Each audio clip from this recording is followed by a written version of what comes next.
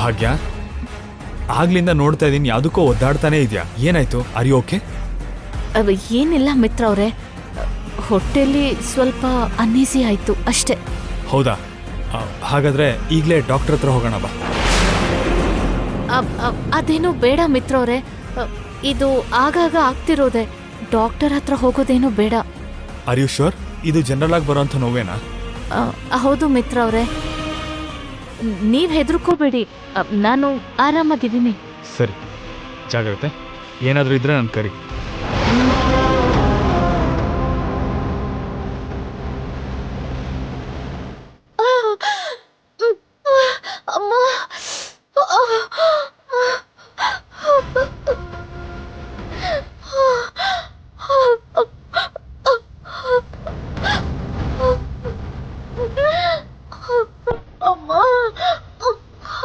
ಏನೇನೋ ಏನೋ ಆಗ್ತಿದೆ.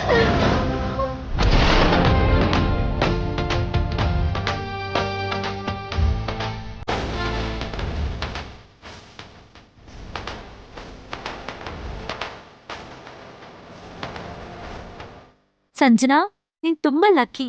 ಲವ್ ಮಾಡಿದೀನಿ ಅಂದ ಕೂಡ್ಲೆ ನಿಮ್ ಮನೆಯವ್ರು ಒಪ್ಕೊಂಡ್ಬಿಟ್ರು. ಪ್ರೀತಿಸಿರೋನ್ ಜೊತೆಗೇನೆ ಮದ್ವೆ ಫಿಕ್ಸ್ ಮಾಡಿದ್ರು. ನೀನು ನಿಜವಾಗ್ಲೂ ತುಂಬಾ ಅದೃಷ್ಟವಂತೆ ಗೊತ್ತಾ? ಆ ಅದೃಷ್ಟ ಅಷ್ಟು ಸುಲಭವಾಗಿ ಸಿಗ್ಲಿಲ್ಲ. ನಾನು ಹೇಳಿದ ತಕ್ಷಣ ಸುಲಭವಾಗಿ ಹಾಗೆ ಒಪ್ಕೊಳ್ಳೋಕ್ಕೆ ನಮ್ಮ ಫ್ಯಾಮಿಲಿ ಮೆಂಬರ್ಸ್ ಏನೋ ಆಕಾಶದಿಂದ ಭೂಮಿಗೆ ಇಳಿದವ್ರಲ್ಲ. ಎಲ್ಲರ ಥರನೇ ಯೋಚನೆ ಮಾಡ್ತಾರೆ. ಎಲ್ಲರ ಹಾಗೇನೆ ಮೊದಲು ಅಡ್ಡಿ ಮಾಡಿದ್ರು. ಮತ್ತೆ ಈ ಎಂಗೇಜ್ಮೆಂಟ್ಗೆ ಹೇಗೆ ಒಪ್ಕೊಂಡ್ರು? ಅದಕ್ಕೆ ಕಾರಣ ನಮ್ಮ ಅತ್ತಿಗೆ. ಅವರೇ ಆಕಾಶ್ ಬಗ್ಗೆ ಎಲ್ರೂ ಮುಂದೆ ಒಳ್ಳೇದು ಹೇಳಿದಕ್ಕೆ ಎಲ್ರೂ ಒಪ್ಕೊಂಡ್ರು. ಇಲ್ದೆ ಹೋದ್ರೆ ಎಲ್ರು ಹಾಗೆ ಲವ್ ಫೇಲ್ಯೂರ್ ಅಂತ ಒಂದ್ ಮೂಲೆಯಲ್ಲಿ ಅಳ್ತಾ ಕೂತ್ಕೋಬೇಕಿತ್ತು. ನಮ್ ಸಂಜನಾ ಹೇಳಿದ್ದು ನಿಜಾನೇ. ನಮ್ಮ ಅತ್ತಿಗೆ ಏನಾದ್ರೂ ಇಲ್ದಿದ್ರೆ ಇಷ್ಟು ಹೊತ್ತಿಗೆ ಅಳ್ತಾ ಕೂತ್ಕೊಂಡಿದ್ದಿದ್ ಸಂಜನಾಗೆ ಇಲ್ಲಿ ಸಮಾಧಾನ ಮಾಡೋದಕ್ಕೆ ನಾನ್ ಒದ್ದಾಡ್ಬೇಕಾಗಿತ್ತು. ಸಂಜನಾ, ನಿಮ್ ಲವ್ ಸ್ಟೋರಿಲಿ ಯಾರ್ ಮೊದ್ಲು ಪ್ರಪೋಸ್ ಮಾಡಿದ್ದು? ಇನ್ಯಾರು? ಆಕಾಶೇ ಪ್ರಪೋಸ್ ಮಾಡಿದ್ದು. ನನ್ಗಿದೆಲ್ಲ ಇಷ್ಟ ಇಲ್ಲ, ನಮ್ಮ ಮನೆಯವರೆಲ್ಲ ಒಪ್ಕೊಳ್ಳೋದೇ ಇಲ್ಲ ಅಂತ ಎಷ್ಟು ಸರಿ ಹೇಳ್ದೆ. ಅವನನ್ನ ರಿಜೆಕ್ಟ್ ಮಾಡ್ಬಿಟ್ಟೆ. ಆದ್ರೆ ಅವನ್ ಕೇಳಿಲ್ಲ. ನೀನೇ ಬೇಕು ಅಂತ ಹಿಂದೆ ಬಿದ್ದಿದ್ದ. ನೀನಂಗ್ ಸಿಗ್ಲಿಲ್ಲ ಅಂದ್ರೆ ಸತ್ ಹೋಗ್ತೀನಿ ಅಂತ ಒಂದ್ಸರಿ ಕೈ ಕೊಯ್ಕೊಳ್ಳೋಕ್ಕೂ ರೆಡಿ ಆಗ್ಬಿಟ್ಟಿದ್ದ. ಅವನ್ ಪ್ರೀತಿ ನಿಜವಾದ್ದು ಅಂತ ಅರ್ಥ ಮಾಡ್ಕೊಂಡು ಕೊನೆಗ್ ನಾನು ಒಪ್ಕೊಂಡೆ. ನಿನ್ಗೋಸ್ಕರ ನಿಮ್ಮವರು ಸಾಯೋ ತನಕ ಹೋಗಿದ್ರು ಅನ್ನು? ಹೌದು. ಅವನ್ ಒಳ್ಳೆ ಸ್ವಭಾವ ನೋಡಿ ಅವನ್ ಪ್ರೀತಿಲ್ ನಾನೂ ಕರ್ಗೋದೆ. ನಾನೇ ಅಲ್ಲ, ಯಾವ ಹುಡುಗಿ ಆದ್ರೂ ಕರ್ಗೋಗಿರೋಳು. ನಿಜವಾದ ಪ್ರೀತಿ ಸಿಕ್ಕಿದ್ರೆ ಖಂಡಿತ ಒಪ್ಕೋತಾರೆ. ಹೋಗ್ಲಿ ಬಿಡು, ಏನಾದ್ರೇನು. ನೀನು ಅವನ್ ಪ್ರೀತಿ ಒಪ್ಕೊಂಡೆ, ನಿಮ್ ಮನೆಯವರು ನಿಮ್ ಪ್ರೀತಿನ ಒಪ್ಕೊಂಡ್ರು. ನಾವ್ ಒಪ್ಕೊಳ್ಳೋದು ಕೂಡ ಅಷ್ಟು ಸುಲಭ ಆಗ್ಲಿಲ್ಲಮ್ಮ. ನಮ್ ಭಾಗ್ಯ ಇರೋದಕ್ಕೆ ಎಲ್ರನ್ನ ಒಪ್ಸಿದ್ಲು. ಇವ್ರ ಪ್ರೀತಿನ ಎಂಗೇಜ್ಮೆಂಟ್ ವರ್ಗೂ ತಗೊಂಡ್ ಬಂದ್ಲು. ಜಾನು ನನ್ನ ನಿಜವಾದ ಪ್ರೀತಿನ ಯಾವಾಗ ಅರ್ಥ ಮಾಡ್ಕೋತಾಳೋ ಏನೋ, ಯಾವಾಗ ನನ್ನ ಪ್ರೀತಿನ ಅವಳು ಒಪ್ಕೋತಾಳೋ. ಯಾವ ಹುಡುಗಿ ಆದ್ರೂ ಹಾಗೆ ಅಲ್ವಾ? ನಿಜವಾದ ಪ್ರೀತಿ ಸಿಕ್ಕಿದ್ರೆ ಖಂಡಿತ ಒಪ್ಕೋತಾರೆ. ಹೇಗಾದ್ರೂ ಮಾಡಿ ನನ್ನ ಪ್ರೀತಿನ ಜಾನುಗೆ ಅರ್ಥ ಮಾಡಿಸಿ ಒಪ್ಪಿಸ್ಬೇಕು.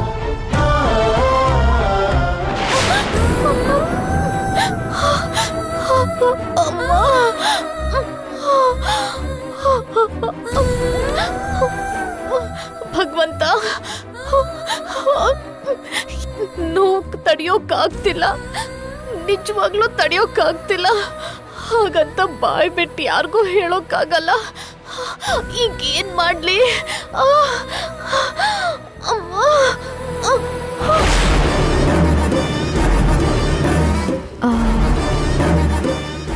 ಭಾಗ್ಯ ಏನು ಇನ್ನೂ ಹೊರಗಡೆ ಬರ್ಲಿಲ್ವಲ್ಲ? ಅವಳಿಗೆ ಹೊಟ್ಟೆ ನೋವಾಗ್ತಿದೆ ಅಂದ್ರೆ ಅವಳು ಖಂಡಿತ ಪ್ರೆಗ್ನೆಂಟ್ ಅಲ್ಲ ಆಂಟಿ. ಆದ್ರೆ ನಮ್ಗೆ ಹೇಗೆ ಗೊತ್ತಾಗೋದು? ಒಂದು ಕಡೆ ನಿಶ್ಚಿತಾರ್ಥಕ್ಕೆ ಟೈಮ್ ಆಗ್ತಿದೆ. ಭಾಗ್ಯ ವಿಷಯ ಹೊರಗಡೆ ಬಂದ್ರೆ ಅಲ್ವಾ ಈ ಎಂಗೇಜ್ಮೆಂಟ್ ನಿಲ್ಲೋದು. ಹೋಗ್ಲಿ, ನಾವೇ ಒಂದ್ಸಲ ಮೇಲೆ ಹೋಗಿ ನೋಡೋಣ. ಸರಿ ಬಾ.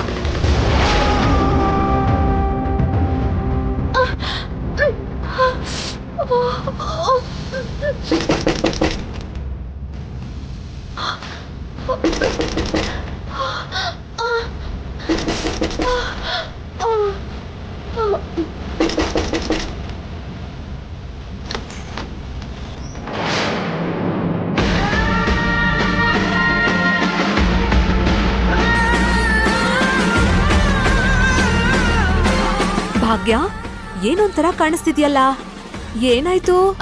ಏನಿಲ್ಲ ಚಿಕ್ಕತ್ತೆ. ಇಲ್ಲ, ನೀನು ಏನೋ ಬಚ್ಚಿಡ್ತಿದ್ಯಾ. ನಿನಗ್ ಯಾಕೋ ಕಷ್ಟ ಆಗ್ತಿದೆ ಅನ್ಸತ್ತೆ. ಯಾಕೆ ಮೈ ಹುಷಾರಿಲ್ವಾ? ಹಾಗೇನಿಲ್ಲ ಚಿಕ್ಕತ್ತೆ, ನಾನು ಆರಾಮಾಗಿದ್ದೀನಿ. ನೋಡು ಭಾಗ್ಯ, ಮನೇಲಿ ಫಂಕ್ಷನ್ ನಡೀತಿದೆ, ಜನರಿದ್ದಾರೆ ಅಂತ ನೀನು ಸುಮ್ಮನೆ ಇರಕ್ ಹೋಗ್ಬೇಡ. ಇವತ್ತಲ್ದೇ ಇದ್ರು ಕೂಡ ಇನ್ನೊಂದಿನ ಎಂಗೇಜ್ಮೆಂಟ್ ಮಾಡ್ಬೋದು. ಆರೋಗ್ಯಕ್ಕಿಂತ ಯಾವುದು ಇಂಪಾರ್ಟೆಂಟ್ ಅಲ್ಲ. ನಿಂಗೀಗ ಹುಷಾರಿಲ್ಲ ಅಂದ್ರೆ ಹೇಳ್ಬಿಡು, ಈಗಲೇ ಡಾಕ್ಟರ್ ಕರ್ಸೋಣ. ಹೇಳು ಭಾಗ್ಯ, ನಿನಗೆ ಹೊಟ್ಟೆ ನೋವೇನಾದ್ರೂ ಬರ್ತಿದ್ಯಾ? ಹೊಟ್ಟೆ ನೋವಾ? ಅಂಥದ್ದೆಲ್ಲ ಏನಿಲ್ಲ. ಅಷ್ಟಕ್ಕೂ ನನಗೆ ಹೊಟ್ಟೆ ನೋವಾಗ್ತಿದೆ ಅಂತ ನಿಮ್ಗೆ ಯಾಕೆ ಅನ್ನಿಸ್ತು?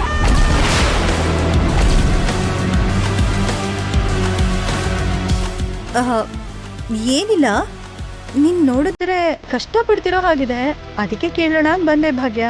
ನನ್ಗೇನೂ ಆಗಿಲ್ಲ, ಚೆನ್ನಾಗೇ ಇದ್ದೀನಿ.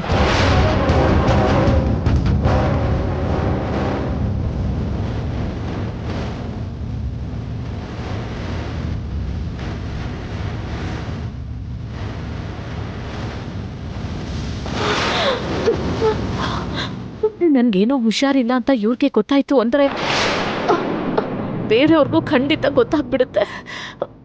ತಕ್ಷಣ ಡಾಕ್ಟರ್ನ ಕರೆಸ್ತಾರೆ. ಡಾಕ್ಟರ್ ಕರ್ಸಿದ್ರೆ ನಾನು ಪ್ರೆಗ್ನೆಂಟ್ ಅಲ್ಲ ಅಂತ ಎಲ್ರಿಗೂ ಗೊತ್ತಾಗುತ್ತೆ.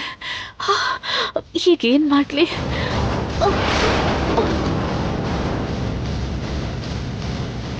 ತಾತ,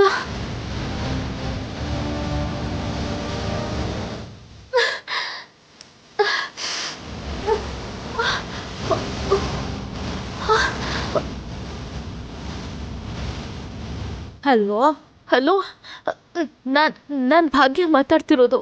ಅಮ್ಮ ಭಾಗ್ಯ, ಹೇಳಮ್ಮ. ಸಾರಥಿ ತಾತ ಇಲ್ವಾ ಅಜ್ಜಿ? ಇಲ್ಲಮ್ಮ, ಏನ್ ವಿಷಯ ಹೇಳು. ಅಜ್ಜಿ, ಏನಾಯ್ತು ಅಂದ್ರೆ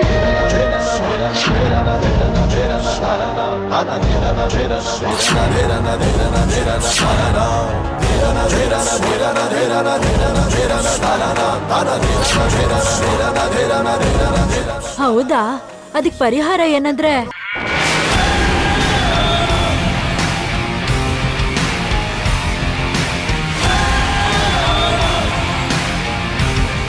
ಹೀಗ್ ಮಾಡಿದ್ರೆ ಹೊಟ್ಟೆ ನೋವು ತಕ್ಷಣಕ್ಕೆ ಕಡಿಮೆ ಆಗುತ್ತೆ, ಸರಿನಾ? ಸರಿ ಆಯ್ತು ಅಜ್ಜಿ.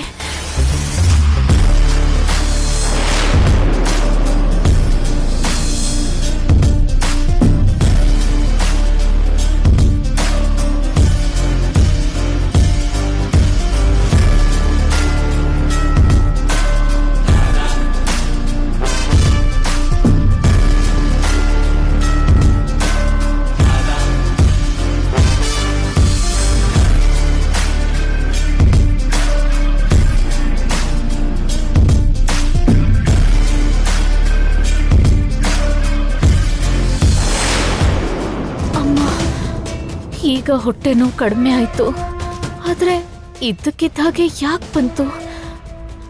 ನನಗೆ ಹೊಟ್ಟೆ ನೋವಂತ ಮನೀಷಾ ಯಾಕೆ ಕೇಳಿದ್ಲು?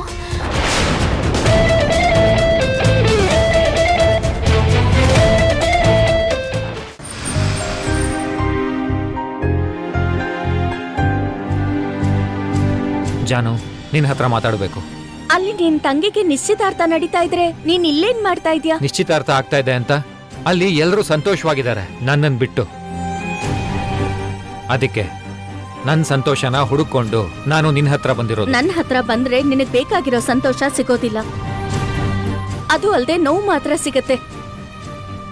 ದಯವಿಟ್ಟು ಪ್ರೀತಿ ಮದುವೆ ಅಂತ ನನ್ನ ಹಿಂದೆ ಬೀಳ್ಬೇಡ. ಇಲ್ಲಿಂದ ಹೊರಟೋಗು ವಿವೇಕ್. ಅಲ್ಲ ಜಾನು, ನಿಂಗೆ ಯಾಕೆ ನನ್ನ ಪ್ರೀತಿ ಅರ್ಥ ಆಗ್ತಾ ಇಲ್ಲ? ನನ್ನ ಪ್ರೀತಿಲಿರೋ ಸತ್ಯ ನಿನ್ ಕಣ್ಣಿಗೆ ಕಾಣ್ತಾ ಇಲ್ಲ ಅಂತ ನನಗಂತೂ ಗೊತ್ತಾಗ್ತಾ ಇಲ್ಲ.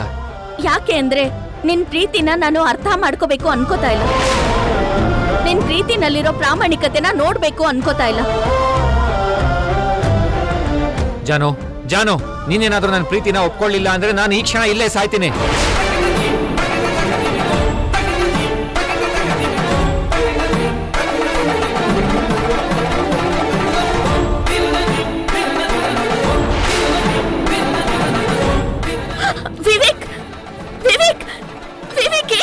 ಇದೀಯಾ ವಿವೇಕ್? ಏನಿದು ವಿವೇಕ್? ಎಂತ ಕೆಲಸ ಮಾಡ್ತಾ ಇದೀಯಾ? ಏ, ವಿವೇಕ್ ವಿವೇಕ್ ವಿವೇಕ್ ಅಯ್ಯೋ ವಿವೇಕ್, ಯಾಕೆ ಈ ತರ ಕೆಲಸ ಮಾಡ್ದೆ? ಪ್ರೀತಿಗೋಸ್ಕರ ಈ ತರ ಸಾಯ್ತಾರ? ವಿವೇಕ್ ಎದ್ದೇಳು, ವಿವೇಕ್ ವಿವೇಕ್ ಎದ್ದೇಳು. ನಿನ್ನ ಹೇಗ್ ಕಾಪಾಡ್ಕೊಳ್ಳಿ? ನನ್ಗೇನು ಅರ್ಥ ಆಗ್ತಾ ಇಲ್ಲ. ವಿವೇಕ್ ಎದ್ದೇಳು, ವಿವೇಕ್ ಪ್ಲೀಸ್ ಎದ್ದೇಳು, ಎದ್ದೇಳು ವಿವೇಕ್. ಒಂದ್ಸಲ ಕಣ್ಬಿಡು ವಿವೇಕ್. ಭಗವಂತ, ಈಗ ನಾನು ಏನ್ ಮಾಡ್ಲಿ?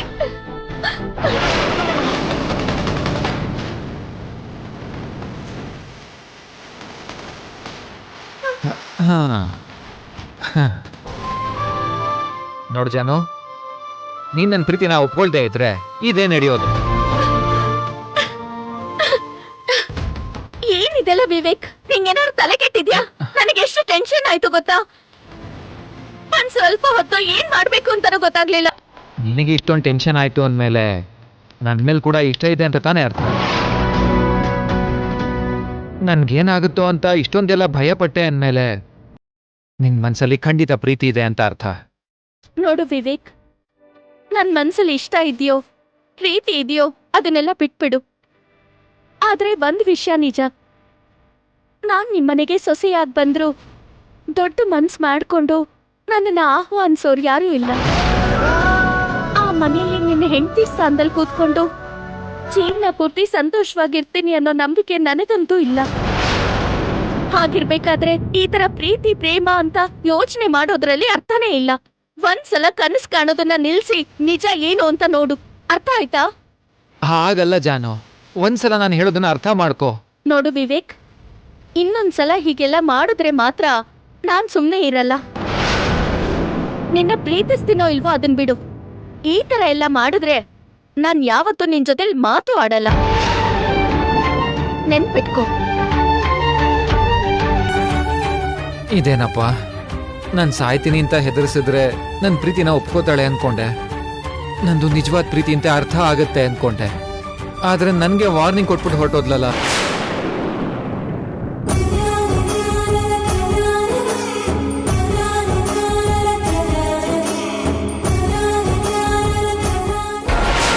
ಹಾಗೆ ಆವಾಗಲೇ ಆಗ್ತಿರೋ ನೋವು ಇವಾಗ ಕಾಣ್ತಿಲ್ವಲ್ಲ ಆಂಟಿ? ತುಂಬಾ ಆಕ್ಟಿವ್ ಆಗಿ ಕಾಣಿಸ್ತಿದ್ದಾಳೆ. ನನಗೂ ಅದೇ ಅರ್ಥ ಆಗ್ತಿಲ್ಲ ಮನೀಷಾ. ಅವನು ನಿನ್ಗೆ ಕರೆಕ್ಟ್ ಔಷಧಿನೇ ಕೊಟ್ನಾ? ನನಗೂ ಅದೇ ಡೌಟ್ ಆಗ್ತಿದೆ ಆಂಟಿ. ಜೊತೆಗೆ ಇನ್ ಕೇಸ್ ಅವಳು ಪ್ರೆಗ್ನೆಂಟ್ ಆದ್ರೆ ಯಾವ ಚೇಂಜು ಇರಲ್ಲ ಅಂತ ಹೇಳಿದ್ನಲ್ವಾ? ಹಾಗೆ ನಿಜವಾಗ್ಲೂ ಪ್ರೆಗ್ನೆಂಟ್ ಅಂತೀರಾ? ಏನು, ಯಾರಿಗ್ ಗೊತ್ತು? ಭಾಗ್ಯದ್ ನಿಜವಾಗ್ಲೂ ಪ್ರೆಗ್ನೆಂಟ್ ಇಲ್ಲ ಅಂದ್ರೆ ಎಕ್ಸ್ಪೋಸ್ ಮಾಡೋಣ, ಎಂಗೇಜ್ಮೆಂಟ್ ನಿಲ್ಸೋಣ ಅಂತ ಏನೇನೋ ಅನ್ಕೊಂಡೆ. ಈಗ ಅದೇನೂ ಆಗಲ್ಲ ಅನ್ಸತ್ತೆ. ಏ ವಿವೇಕ್, ಇಷ್ಟೊತ್ತು ಎಲ್ಲಿ ಹೋಗಿದ್ಯೋ? ನನ್ನ ಫ್ರೆಂಡ್ಸ್ ಬಂದಿದ್ರು, ಮಾತಾಡೋದಕ್ಕೆ ಹೋಗಿದ್ದೆ ಅಜ್ಜಿ. ಇಲ್ಲಿ ನಿನ್ ತಂಗಿ ನಿಶ್ಚಿತಾರ್ಥ ನಡೀತಿದೆ. ನೀನೇನೋ ಏನೋ ಕಳ್ಕೊಂಡ್ ಹಾಗೆ, ಏನೋ ನಡಿಬಾರ್ದು ನಡ್ದಿರೋ ಹಾಗೆ ಒಂಥರ ಇದ್ಯಾ? ಹಾಗೇನಿಲ್ಲ ಅಜ್ಜಿ, ನಾನು ಆರಾಮಾಗೇ ಇದ್ದೀನಿ. ಏನೂ ಇಲ್ಲ ಅಲ್ಲ, ಏನೋ ಒಂದಿದೆ. ಹೇಳು, ಏನ್ ವಿಷಯ? ನೀನ್ ಕೂಡ ನಿನ್ ತಂಗಿ ಹಾಗೆ ಯಾರನ್ನಾದ್ರೂ ಪ್ರೀತಿಸಿದ್ಯಾ?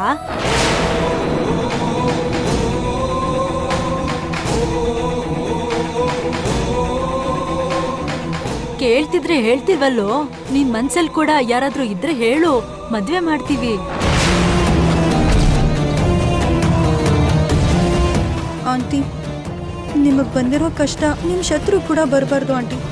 ಒಂದು ಕಡೆ ನಿಮ್ಮ ಮಗಳಿಗೆ ನಿಮ್ಗಿಷ್ಟ ಇಲ್ದಿರೋ ಎಂಗೇಜ್ಮೆಂಟ್ ಮಾಡ್ತಿದ್ದಾರೆ, ಇನ್ನೊಂದು ಕಡೆ ವಿವೇಕ್ ಕೂಡ ಲವರ್ ಇದ್ದಾಳೆ ಅಂದರೆ ಇವಾಗಲೇ ಮದುವೆನೂ ಮಾಡಿಬಿಡ್ತಾರೇನೋ.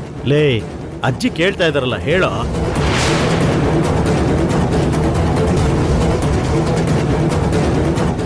ಲೇ ವಿವೇಕ್, ನನಗೆ ಮುಂಚೆಯಿಂದನೂ ನಿನ್ನ ಮೇಲೆ ಡೌಟ್ ಇದೆ ಕಣ. ಈಗಲೂ ಅಜ್ಜಿ ಕೇಳಿದ ಪ್ರಶ್ನೆಗೆ ನೀನು ಉತ್ತರ ಕೊಡ್ತಾ ಇಲ್ಲ ಅಂದರೆ ನಿನ್ನ ಮನಸ್ಸಲ್ಲೇನೋ ಇದೆ ಅಂತ ತಾನೆ? ಇಷ್ಟು ಜನ ಒಂದೇ ಪ್ರಶ್ನೆ ಕೇಳ್ತಿದ್ರು, ನಿನ್ನಿಂದ ಒಂದು ಮಾತು ಕೂಡ ಉತ್ತರ ಬರ್ತಾ ಇಲ್ವಲ್ಲೋ?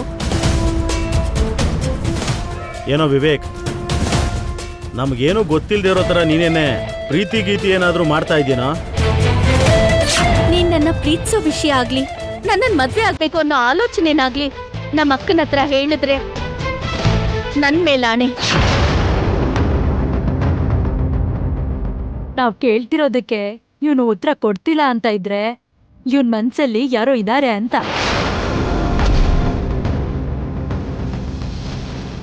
ಹಾಗೇನಿಲ್ಲ ಅಜ್ಜಿ, ನಾನು ಯಾರನ್ನೂ ಪ್ರೀತಿಸ್ತಾ ಇಲ್ಲ.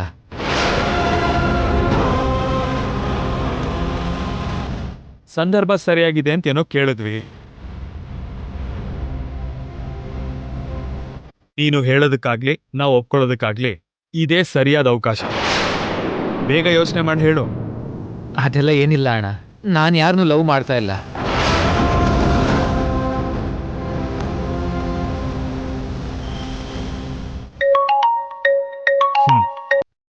Hello,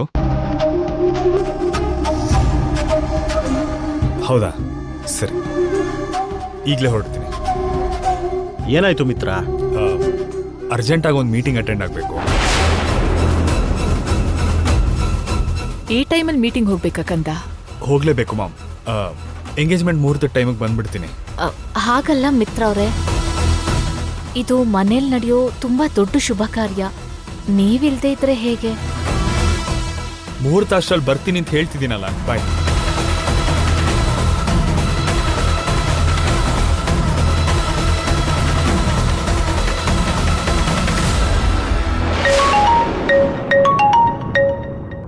hello. ಹಲೋ ಆಕಾಶ್, ಇನ್ನೂ ಬಂದಿಲ್ವಲ್ಲ? ಎಲ್ಲಿದ್ದೀರಾ? ಬರ್ತಾ ಇದ್ದೀನಿ ಸಂಜನಾ. ಪ್ರೀತಿಸಿದ ಹುಡುಗಿ ಜೊತೆ ಎಂಗೇಜ್ಮೆಂಟ್ ಆಗ್ತಿದೆ ಅಂದ್ರೆ ಎಷ್ಟು ಎಕ್ಸೈಟ್ಮೆಂಟ್ ಇರಬೇಕು, ಎಷ್ಟು ಉತ್ಸಾಹದಿಂದ ಓಡ್ಕೊಂಡ್ ಬರ್ಬೇಕು. ಆದ್ರೆ ನೀನು ಬರ್ದೆ ಇಷ್ಟು ಲೇಟ್ ಮಾಡ್ತಾ ಇದ್ಯಾ. ಹಾಗೇನಿಲ್ಲ ಸಂಜನಾ, ಇನ್ನೂ ತುಂಬಾ ಟೈಮ್ ಇದೆಯಲ್ಲ. ಮುಹೂರ್ತ ಟೈಮಿಗೆ ಬಂದ್ಬಿಡ್ತೀನಿ ಬಿಡು. ಹಲೋ ಸರ್, ಮುಹೂರ್ತದ ಟೈಮಿಗೆ ಬರೋದೇನೋ ಸ್ವಲ್ಪ ಬೇಗ ಬರ್ಬೇಕು ತಾನೆ. ಎಂಗೇಜ್ಮೆಂಟ್ ದಿನಾನೇ ನಿನ್ ಮೇಲಿರೋ ಇಂಪ್ರೆಷನ್ ಕಳ್ಕೊಳ್ಳೋ ಹಾಗೆ ಮಾಡ್ತಿದ್ಯಾ. ಎಲ್ರೂ ನೀನು ಒಳ್ಳೆಯವನು ಅನ್ಕೊಂಡಿದ್ದಾರೆ, ಅಷ್ಟ್ರಲ್ಲಿ ನೀನ್ ರೆಸ್ಪಾನ್ಸಿಬಲ್ ಅಲ್ಲ ಅನ್ಕೊಳ್ಳೋ ಹಾಗೆ ಮಾಡ್ಬೇಡ. ಅಯ್ಯೋ ಸಂಜನಾ, ಹಾಗೇನಿಲ್ಲ. ನಾನು ಕರೆಕ್ಟ್ ಟೈಮಿಗೆ ಬಂದ್ಬಿಡ್ತೇನೆ. ಒಂದ್ ಸಣ್ಣ ಕೆಲಸ ಇದೆ, ಅದು ಮುಗಿಸ್ಕೊಂಡ್ ಬಂದ್ಬಿಡ್ತೇನೆ. ಎಂಗೇಜ್ಮೆಂಟ್ ಬರೋದ್ ಬಿಟ್ಟು ಇನ್ನೇನ್ ಕೆಲ್ಸ ಇದೆ ಆಕಾಶ್? ಒಬ್ಬ ಮುಖ್ಯವಾದ ವ್ಯಕ್ತಿನ ಮೀಟ್ ಮಾಡ್ಬೇಕು ಸಂಜನಾ. ಅವ್ರನ್ನ ಮೀಟ್ ಮಾಡಿ ಬಂದ್ಬಿಡ್ತೇನೆ. ಸರಿನಪ್ಪ, ಬೇಗ ಬಾ, ನಿನ್ಗೋಸ್ಕರ ಎಲ್ರೂ ಇಲ್ಲಿ ಕಾಯ್ತಾ ಇದಾರೆ. ಓಕೆ ಬೇಬಿ, ನಾನು ಆಗ್ಲೇ ಹೇಳಿದ್ನಲ್ಲ, ನಾನು ಕರೆಕ್ಟ್ ಟೈಮಿಗೆ ಬಂದ್ಬಿಡ್ತೀನಿ. ಓಕೆನಾ? See you, bye. ಓಕೆ ಬಾಯ್.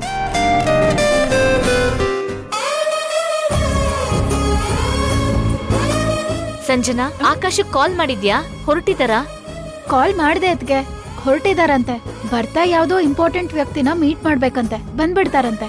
ಈ ಸಮಯದಲ್ಲೂ ಇಷ್ಟು ಕೆಲ್ಸ ಯಾಕೆ ಇಟ್ಕೊಂಡಿದ್ದಾರೆ? ಆದ್ರೂ ಸ್ವಲ್ಪ ಹೊತ್ತಲ್ಲೇ ಎಂಗೇಜ್ಮೆಂಟ್ ಇಟ್ಕೊಂಡು ಮೀಟ್ ಮಾಡ್ಬೇಕು ಅಂದ್ರೆ ತುಂಬಾ ಮುಖ್ಯವಾದ ವ್ಯಕ್ತಿನೇ ಇರ್ಬೇಕು. ನೀವೇನ್ ಟೆನ್ಷನ್ ಮಾಡ್ಕೋಬೇಡಿ ಅದ್ಕೆ, ಟೈಮಿಗೆ ಸರಿಯಾಗಿ ಅವ್ರು ಬಂದೇ ಬರ್ತಾರೆ. ಸರಿ ಸರಿ, ನೀನ್ ರೆಡಿ ಆಗಿರು.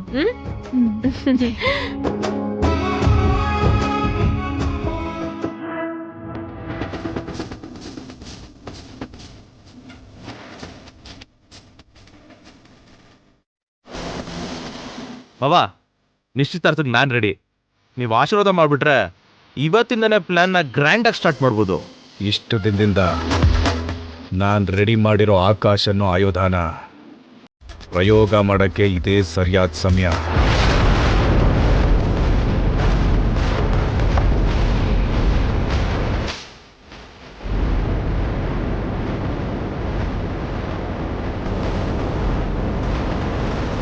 ಬರೀ ಆಯುಧ ಏನ್ ಮಾವ, ಅಣುಬಾಂಬ್ ತರದ ಆಯುಧ ಅಂತ ಹೇಳು. ಈ ಆಕಾಶನ ಅಣುಬಾಂಬ್ ಸೃಷ್ಟಿ ಮಾಡೋದು ಸದ್ದಿಗೆ ಮಿತ್ರ ಕುಟುಂಬ ಪೂರ್ತಿ ನಡುಗೋಗ್ಬೇಕು. ನಾವು ಕ್ರಿಯೇಟ್ ಮಾಡೋ ವಿಧ್ವಂಸಕ್ಕೆ ನಂದನ್ ಕುಟುಂಬದ ಹೆಸರು, ಪ್ರತಿಷ್ಠೆ ಎಲ್ಲ ಚೂರ್ ಚೂರಾಗ್ಬಿಡ್ಬೇಕು. ನಿನ್ನ ನೋಡ್ತಾ ಇದ್ರೆ ತುಂಬಾ ಹೆಮ್ಮೆ ಆಗುತ್ತೆ ಕಣ. ನಾನು ಹೇಳ್ದ ಹಾಗೇನೆ ಆ ಸಂಜನಾನ ಪ್ರೀತಿಲಿ ಬೀಳಿಸ್ದೆ, ಮದುವೆ ತನಕ ತಗೊಂಡ್ ಬಂದೆ. ಕೊನೆಗೆ ಆ ನಂದನ್ ಕುಟುಂಬ ನಿನ್ ಕಾಲ್ ತೊಳೆದು ಕನ್ಯಾದಾನ ಮಾಡೋ ಪರಿಸ್ಥಿತಿಗೆ ತಂದ್ಬಿಟ್ಟೆ.